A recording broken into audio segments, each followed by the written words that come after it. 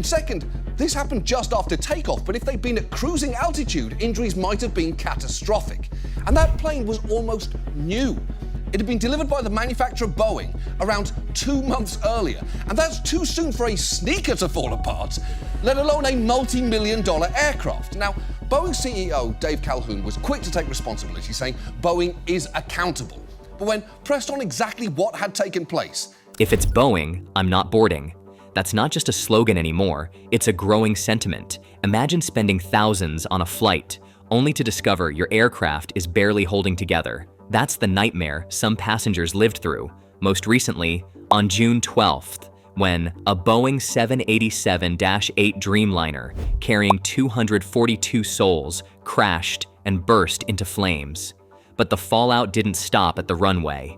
In a stunning move, 3 of Boeing's most loyal airline partners, Emirates, KLM, and Qantas, pulled the plug. No press leaks, no soft exits. They canceled orders worth billions and walked straight into the arms of Airbus, Boeing's biggest rival. It wasn't just a shakeup, it was a rupture in trust, a signal that Boeing's once unshakable dominance is now crumbling.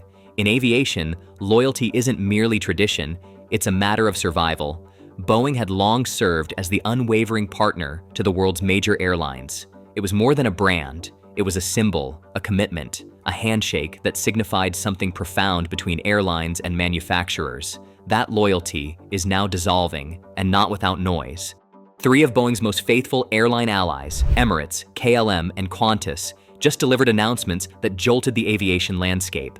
These weren't minor updates, they were very public, very intentional separations. Each airline, previously seen as vital to Boeing's global strength, is now pouring billions into Airbus. This isn't just about a new preference, it signals a breakdown in confidence. And the change isn't unfolding slowly, it's happening in real time. Before we go on, hit the like button to help us rise in the YouTube algorithm and show your support. Let's begin in the Netherlands with KLM. Established in 1919, KLM holds the title of the oldest airline still operating under its original name. A foundational carrier, it helped define modern aviation, and for over 50 years, that legacy has flown on Boeing-built aircraft. From the iconic 747 to the workhorse 737, Boeing was the backbone. Even as recently as late 2024, Boeing jets made up 84% of KLM's active fleet. That's not casual alignment, it's generational loyalty. But that loyalty chapter just closed. With aging 737s, some nearing 2 decades in service, KLM realized staying loyal came with rising costs. Maintenance expenses climbed, fuel performance worsened, and with environmental targets from both the airline and the EU, keeping outdated aircraft in the air became unsustainable.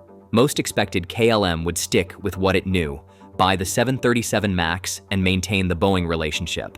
That would have been the safe bet, but instead, KLM disrupted expectations. It unveiled a bold deal to purchase 134 Airbus planes, spanning the A320neo and A350 lines. This wasn't a surface-level shift, it was a decisive, strategic turn. The A321neo delivers tangible benefits. It seats up to 244 people, 40 more than Boeing's MAX 10. It travels farther, over 4,600 miles versus about 4,300 miles for the MAX. It's more fuel efficient, produces fewer emissions. In today's world of carbon metrics and route agility, range and sustainability drive the conversation. But that's only part of the story. Delivery times were also critical. Airbus offered clear, reliable schedules. Boeing, still battling delays and quality problems, couldn't compete. KLM wasn't about to risk its future on another uncertain Boeing rollout. The most symbolic move, KLM included the Airbus A350 in the order, a wide-body jet that competes directly with Boeing's 787 and 777. KLM's long-haul fleet was a Boeing stronghold. That stronghold has now fallen. KLM isn't just changing models, it's changing eras. Meanwhile, on the other side of the globe in Australia, we see a mirror image. Qantas, the flying kangaroo, is a giant in its own right. Boeing aircraft have supported its domestic and intercontinental routes for decades, but the airline is now charting a new course, and Boeing isn't on it. In 2021, Qantas announced a major renewal initiative. It ordered 20 Airbus A321XLRs and 20 A220-300s, with rights for 94 more. The intent? Replace its aging Boeing 737s and 717s. That alone dealt a major blow to Boeing's presence in Oceania. But it was just the start. The A321XLR changes regional flying entirely, offering nearly 8,700 kilometers in range, close to 3,000 more than the MAX 10. It uses 30% less fuel than the older jets. It holds more people, more cargo, and it enables non-stop routes that Boeing can't touch unless using larger, less efficient wide bodies. But Qantas's long-haul move was the real signal. In 2022, for its Project Sunrise vision, linking Sydney to destinations like London and New York in one 20-hour hop, Qantas chose the Airbus A350-1000. Boeing had proposed its not yet approved 77X. Qantas walked away. Why? Because the A350-1000 was already proven, operating, and fuel efficient. The 777X looked promising, but was still paper-bound, and Qantas had grown tired of waiting. Environmental goals sealed the deal. Qantas, like many airlines today, has put emissions at the center of its long-term roadmap. Airbus's latest designs, with quieter engines, smarter aerodynamics, and lighter construction, checked all the boxes. Boeing's offerings, stuck in regulatory limbo, didn't provide clarity, so Qantas made its pivot, not in protest, but in planning. Now enter Emirates. Headquartered in Dubai and globally respected for its long-haul service, Emirates was Boeing's flagship customer. Its enormous 777 fleet spoke volumes. It once canceled Airbus deals to go deeper with Boeing, but now things are changing. In 2019, Emirates shocked the Dubai Air Show by ordering 50 A350-900s worth $16 billion. At first it was called diversification, but in 2023, Emirates returned to order 15 more, lifting the total to 65. That's no hedge. That's a new direction. Executives have voiced interest in the larger A350-1000, pending engine tweaks. That model would go toe-to-toe with Boeing's 777X, a jet still stuck in approval delays. Emirates, once Boeing's staunchest advocate, is shifting toward Airbus leadership. The reasons echo the others: fuel savings, emissions compliance, and cargo performance. In Emirates' setup, belly cargo earns big. The A350 provides excellent payloads while keeping carbon output low. Boeing's 777X, still unavailable, can't match until it exits the blueprint stage. That's Boeing's core dilemma. This isn't about one airplane or a single customer. It's a pattern of erosion. Slow at first, now unmistakable. Emirates, KLM, Qantas, 3 aviation heavyweights, billions in orders, not a single Boeing in the mix. Before we continue, don't forget to hit that subscribe button to back the channel. Why is Boeing losing ground? Let's start with the tragedies.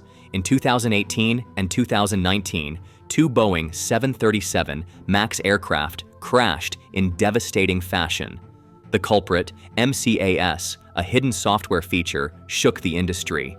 Investigations revealed flawed oversight, internal negligence, and a culture prioritizing speed over safety. The MAX was grounded worldwide. Lives were lost. Trust was decimated. Recovery has been slow.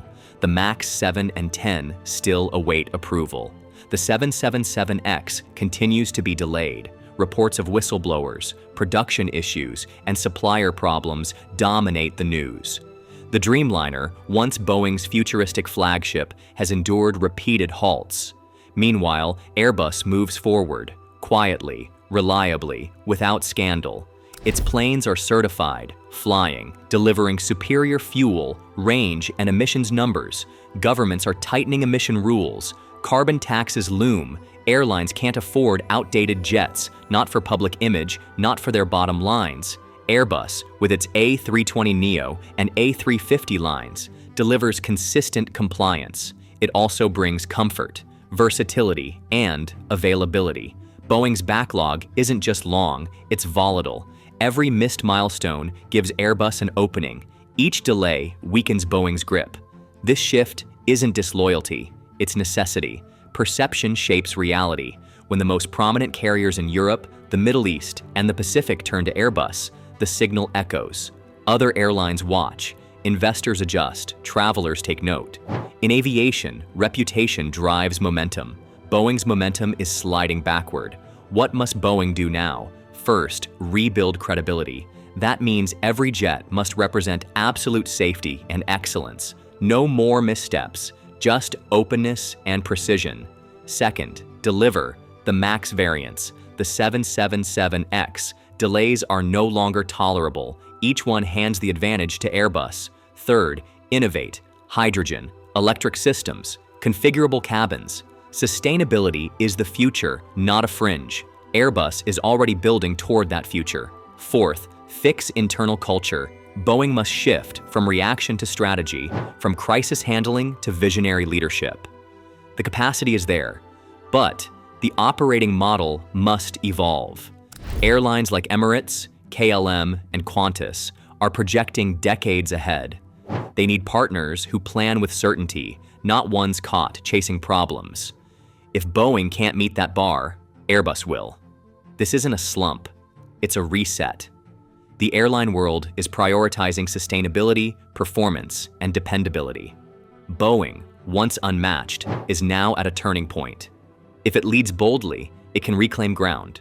If it stalls, others will take its place. Because the message from airlines is clear. They're done waiting.